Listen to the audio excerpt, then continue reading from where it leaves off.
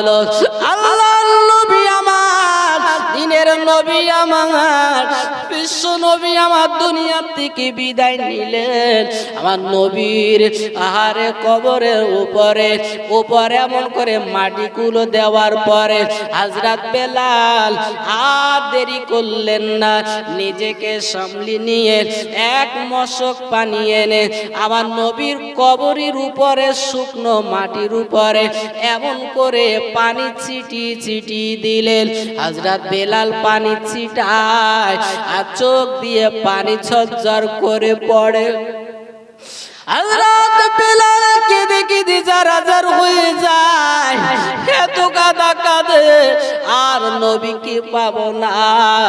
নবীকে আজকে আমরা জনম জনম হারিয়েছি। হযরত বেলাল কাঁদে, বেলাল চোখের পানিতে বুক ভাসায়। হযরত বেলাল আমার বিশ্ব নবীর রওজা কানা ছেড়ে একটু দূরে চলে গিয়ে শুধু কাঁদে, কেঁদে পাগল হয়ে যায়। হযরত বেলালের এত চোখের পানি, এত কান্নার আওয়াজে সাহাবায়ে কেরামরা হাজির হয়ে গেল। ও বেলাল, তুমি এমন করে কেঁদো না বেলাল, এমন করে চোখের পানি ফেলো না। হযরত বেলাল জ্বলেছিলেন, ও নবী সাবিরা, আমি বেলাল সইতে পারি না, আমি বেলাল থাকতে পারি না। যে নবীকে এক বিন্দু না দেখলে আমি বেলাল সইতে পারি না, থাকতে পারি না, সেই নবীকে আমি হারিয়ে ফেলেছি। আমি বেলাল আজকে থেকে প্রতিজ্ঞা করলাম, আজকে থেকে আমি নিয়ত করে নিলাম, আমি বেলাল মদিনার মসজিদে আর আযান দেব না। হযরত বেলাল মদিনার মসজিদে যিনি মুয়াজ্জিন, আমার নবী যাকে মুয়াজ্জিন করেছিলেন, যে মদিনার মসজিদে ইমাম যিনি ছিলেন আমার নবী, আর মুয়াজ্জিন হলেন হযরত বেলাল। একটু মন খুলে বলুন সুবহানাল্লাহ। হযরত বেলাল রাদিয়াল্লাহু তাআলা আনহু তিনি পৃথিবীর জমিনে, পৃথিবীতে যত মসজিদ হবে আর হয়েছে, হযরত বেলাল হলেন সর্বপ্রথম মুয়াজ্জিন। হযরত বেলাল রাদিয়াল্লাহু তাআলা বিশ্বনবী নিজে সাহাবা কেরামদের পরামর্শে নবী আমার বেলালকে মুয়াজ্জিন করেছিলেন। হযরত বেলাল রাদিয়াল্লাহু তাআলা আনহু, হযরত বেলাল রাদিয়াল্লাহু তাআলা আনহু তিনি ছিলেন মুয়াজ্জিন, যিনি মদিনার মসজিদে আযান দিতেন। আব্বাজান শুনে রেখে দেন, হযরত বেলাল রাদিয়াল্লাহু তাআলা আনহু মদিনার মসজিদে নববীতে তিনি আযান দিতেন।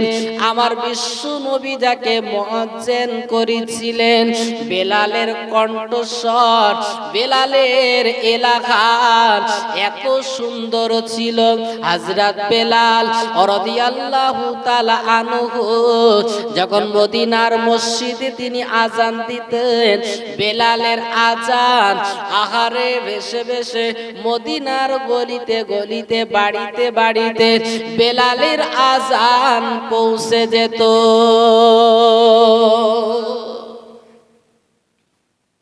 বেলাল বলো মাইকে আযান দিত না, বেলাল আযান দিত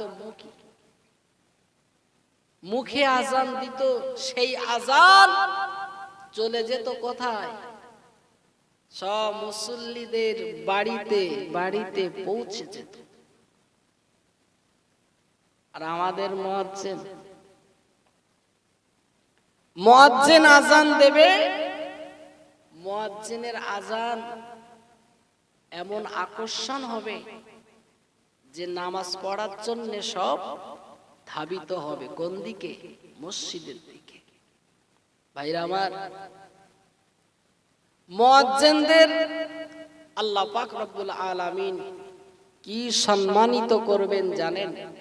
হাসরের মাঠে, ময়দানে মাহশরে লাখ লাখ কোটি কোটি মানুষ যেদিন সবাই দাঁড়াবে, তার মাঝখানে পৃথিবীর জমিনে, পৃথিবীতে যারা মুয়াজ্জিনগিরি করেছে তাদের গদ্দানটা, মাথাটা সবার উঁচে থাকবে। একটু জোরে হবে না সুবহানাল্লাহ?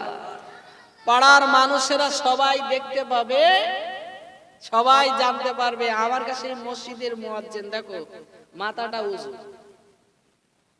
সবার মাথা যদি সমান থাকে আর মাঝখানে যদি কারো গদ্দানটা উঁচু হয়, মাথা উঁচু হয়, দেখতে পাবে না? তো সবার মাঝখানে যখন দেখবে এমনি সবাই বুঝতে পারবে রাসূলুল্লাহর হাদিস মোতাবেক যে এরাই হলো মুয়াজ্জিন, যারা কি বর্ষা, কি শীত, কি ঝড় তুফান সব উপেক্ষা করে তারা সবাই মসজিদে গিয়ে আযান দিচ্ছে। ঠিক কি না? মুয়াজ্জিনদের বিরাট কষ্ট, বল, খুব কষ্ট।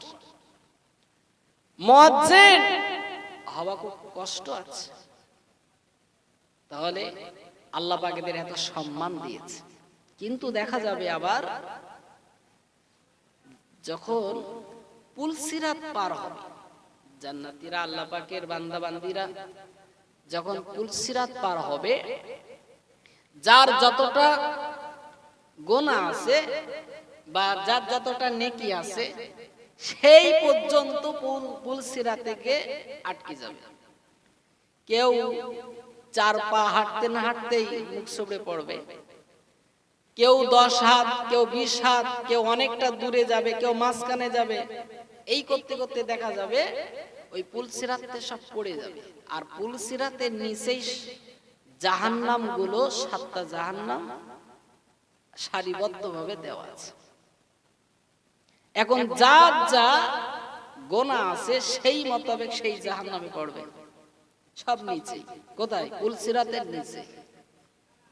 এখন ওই পুলসিরাত দিয়ে যখন সবাই হেঁটে হেঁটে যাবে, জান্নাতীরা সব নিচু হয়ে দেখবে, আল্লাহ পাক এলাহান করে দেবে, দেখো কারা পড়ে আছে।